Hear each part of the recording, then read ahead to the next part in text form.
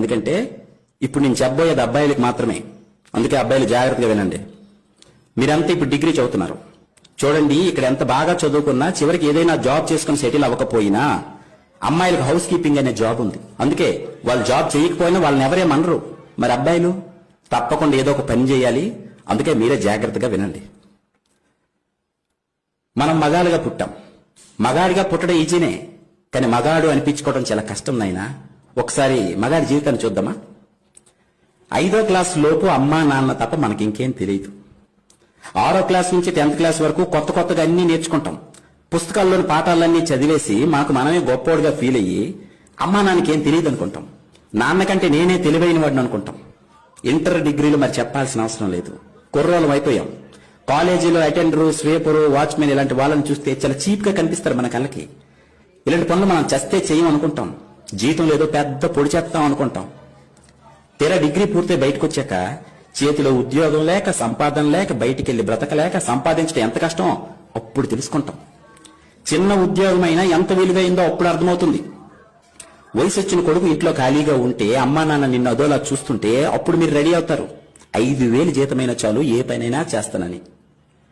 Auto driver గానో, కంపెనీలో helper గానో, సెక్యూరిటీ గార్డు గానో పనిచేస్తున్నప్పుడు అప్పుడు తెలుస్తుంది అటెండర్ ఉద్యోగం కంటే తక్కువ స్థానంలో ఉన్నానని. చూస్తూ ఉండగానే 30 ఏళ్ళు నిండిపోతాయి నీకు.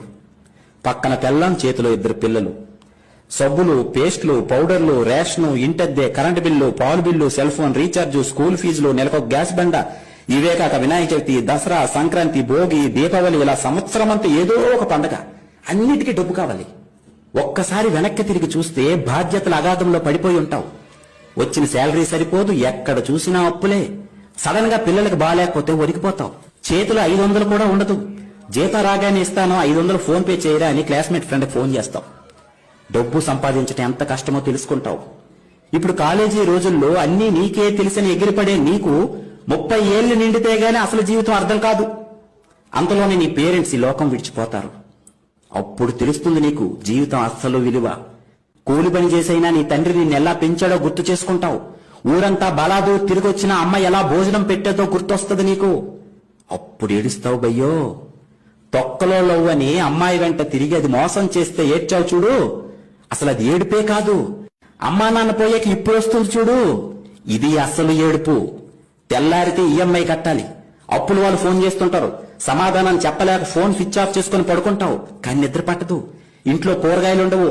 నీ దరిద్రం చూసి భరించలేక అప్పుడు నీ పిల్లం ఒరే చేతకాని దద్దమ్మా, పడుకోవడానికి తప్ప ఇంకా దేనికి పనికిరాని ఎదవు నువ్వు అని నిన్ను పక్కింటోడితో